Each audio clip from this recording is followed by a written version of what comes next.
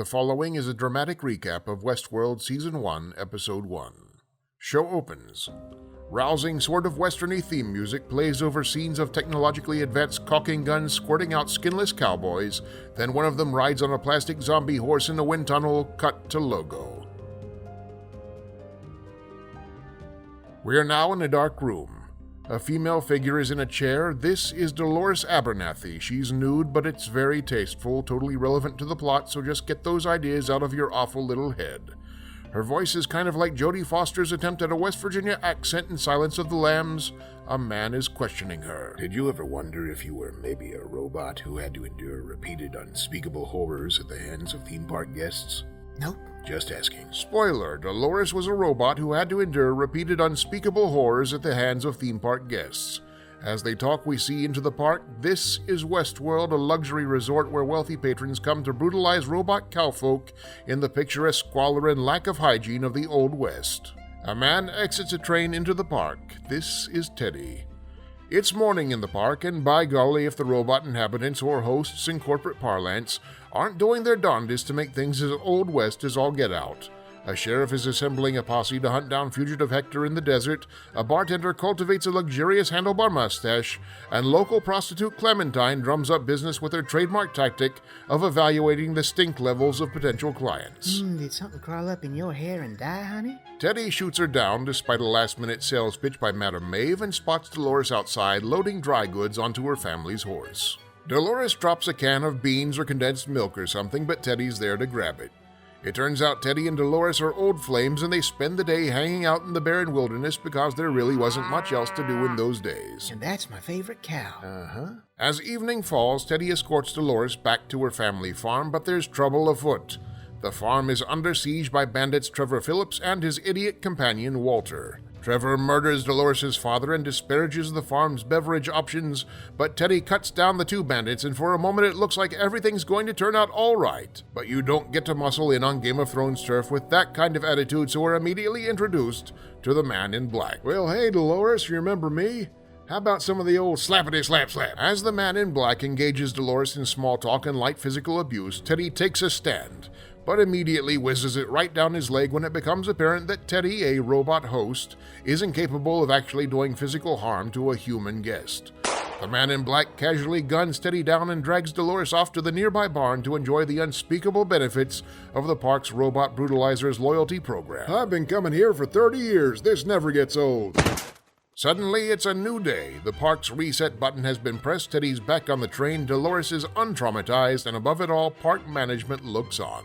These are the Westworld labs where highly trained technicians coach robot cowboys in spit and tobacco juice and tweak robot horses' internal settings so they don't go off script and try to kill Sarah Connor. It's here that we once again see local robot prostitute Clementine in for a tune-up, attended by senior programming engineer Bernard and awkward cursing specialist Elsie. Do you see how she touched her lips just now? Ford put those little gestures in with the last update. He calls them reveries. Without sparing a minute to consider if this means the robots will now spontaneously begin picking their noses or scratching their nether parts in public, Bernard is called away on a security alert, leaving Elsie to get creepy on a real doll. Bernard and the security team head down to investigate unauthorized activity in cold storage, where Westworld keeps its discarded robots and perishable luncheon meat. The activity, however, is simply due to Westworld founder Dr. Robert Ford having a tea party with early model robot Bill, whose technology is at approximately the same level of sophistication as Clippy. Partner, you look like a man trying to write a resume cover letter. Put yourself away, Bill. Bernard muses on technological progress as we fade to morning on the Abernathy farm. Dolores greets her father and begins her loop anew, as do all the robots of Westworld. Teddy once again departs the train, but this morning he's hired by a group of human tourists looking for a guide. Meanwhile, Dolores once again drops the can of beans or whatever, and we in the audience now realize that this is basically her catchphrase, her "where's the beef" or dynamite, if you will. And we can all look forward to a future in which trendy teenagers are all wearing "whoops, I dropped my can" branded t-shirts. In Teddy's absence, Dolores' can is picked up by none other than the sinister man in black, but Dolores doesn't recognize him as her memories are wiped at the end of each cycle to conserve space, not unlike a PlayStation 4 launch hard drive after 3 months of service. The man in black has no time to psychologically damage Dolores this morning, however, and bids her a gently menacing adieu. Out on the trail, a pair of guests are taking part in a bounty hunt when their guide, the sheriff, begins to twitch and stammer like Paul Giamatti, a clear indication of serious nerve damage. The sheriff is hauled back to the labs for evaluation, overseen by Bernard, quality assurance head Teresa Cullen, and Lee Sizemore, the Gordon Ramsay of Robot Day Player Management. You are the worst robot sheriff, gah! The problem is a major one, and worse, it appears to be tied to the latest update, meaning that all hosts who have recently been upgraded will have to be recalled, resulting in major disruptions for the guests. Back in the wilds of the park, Teddy stares vacantly into space while the guests he's guiding engage in debauchery, discuss how creepy he is behind his back, and suggest killing him when he's no longer required, all of which are potent arguments against ever going camping. Meanwhile, in what must be the single quarter acre of the park that's kid-friendly, a family that isn't openly into robot abuse meets Dolores, who is out painting. You're not real, Says the child, which is a bit of a faux pas for robots, but Dolores is too professional to let it show. Meanwhile, back on the Abernathy farm, Dolores' father, Peter, finds a photograph, apparently from one of the human guests, of a woman in a modern city, which leads to all sorts of difficult questions for the Old West robot, such as who in the future actually prints out their photographs on paper. Peter Abernathy is shaken to his core, but Dolores, returning home for the evening, does not react. We cut to the picturesque balcony of the park management building, where Lee attempts to climb the corporate ladder by awkwardly schmoozing Teresa into a mutiny. Look, I love Ford as much as anybody, but it's high time we tied the old man up and left him in the wilderness for the coyotes. Back at the saloon, it's closing time, and a character named Kissy, mercifully without explanation, walks out and immediately has his throat slit by the man in black, who, it must be said, keeps very busy despite his advanced age. We then take in a quiet moment between Dr. Ford and Bernard.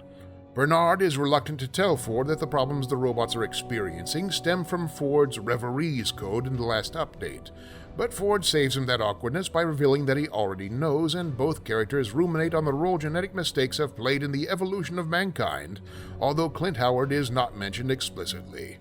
Meanwhile, security arrives at a tavern to deal with imbecile bandit Walter, who has gone off-script, killed Trevor Phillips and a number of other robot hosts, badly frightened some human guests, and totally stole a gag from the Three Stooges. This incident spurs management to accelerate the robot recall. Out in the desert, a not completely dead but no longer especially full of blood Kissy wakes up to an interrogation by the man in black. Kissy makes a stumbling run for it, but can't get far due to a combination of lack of blood and also being located on a sheer cliff hundreds of feet in the air. The man in black apprehends and brutally scalps Kissy, and we in the audience wonder if maybe he really didn't think his plan out that far. In retrospect, there was probably an easier way to do this. It's morning. Dolores wakes up and is shocked and alarmed to find her father still staring at the photograph, his speech and motor skills noticeably impaired as he says, "Hell is empty, and all the devils are here." Which isn't pleasant to hear at even the best of times. He then pulls her close and whispers something in her ear. An alarmed Dolores rides to town to find help. Unfortunately for her, it is also at this moment that park management has decided to have the fugitive Hector return to town with his gang of murderous bandits. Hector, who it is worth mentioning actually wears more black clothing than the man in black but clearly spends less on PR, begins a bloody heist/murder spree that is intended to leave a nice big pile of robot bodies to provide cover for the extensive recall of the potentially afflicted hosts. Bullets begin flying and bodies begin dropping, and Teddy gets shot to death while trying to help Dolores, which is, quite frankly, kind of becoming his Where's the Beef. Ultimately, Hector and the bandits are killed, the enormous pile of robot bodies is achieved, and all are whisked away to the lab for evaluation. Peter Abernathy, Dolores' father, is given special attention in his volatile state, being questioned by Dr. Ford himself. "You knew you didn't have to be naked for this, yes?" As Ford commences the interrogation, a sinister personality emerges from the normally gentle Mr. Abernathy, and he begins quoting dark, frightening prose at Dr. Ford like some kind of redneck Samuel Jackson. "I shall have such revenges on you. They shall be the terrors of the earth." While the others in the room recoil from demonic Yosemite Sam, Dr. Ford realizes that Mr. Abernathy is not spouting random horrors, but has instead reassumed the role of the Professor, a character he played in an old storyline before he was reprogrammed to be Dolores' father. Thus, the glitch in the current update is allowing the robots to access previous configurations thought to have been inaccessible. Dolores, meanwhile, is being evaluated by a budget Matt Damon who asks her just what it is that her father whispered to her. She replies with the words, "These violent delights have violent ends," which, while not quite as cool as the full terrors of the earth quote, is probably easier to remember in a tense moment. This seems to satisfy Mr. Damon, who declares Dolores completely harmless to all living creatures. He also mentions to a nearby technician that Dolores, despite her youthful appearance, is in reality the oldest robot host still working in the park. While Dolores is technically in idle mode when he says this, it is important to note that this is still bad form when discussing a lady. We fade into a montage. Mr. Abernathy has his brain scrambled via nose drill and is retired into cold storage. Dolores awakens to a new morning along with a brand new dad with a luxurious bartender mustache. Teddy once again rides in on the train looking forward to another glorious death.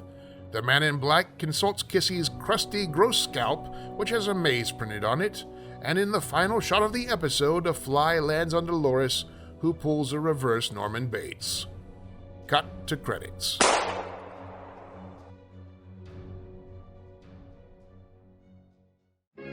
Hello, video gamers! I'm Shutanaka, that's my brother Chan, and now you can help us make new comics and animations. Brother, is this wise? The last time we outsourced our art chores to random street people, we received very negative feedback.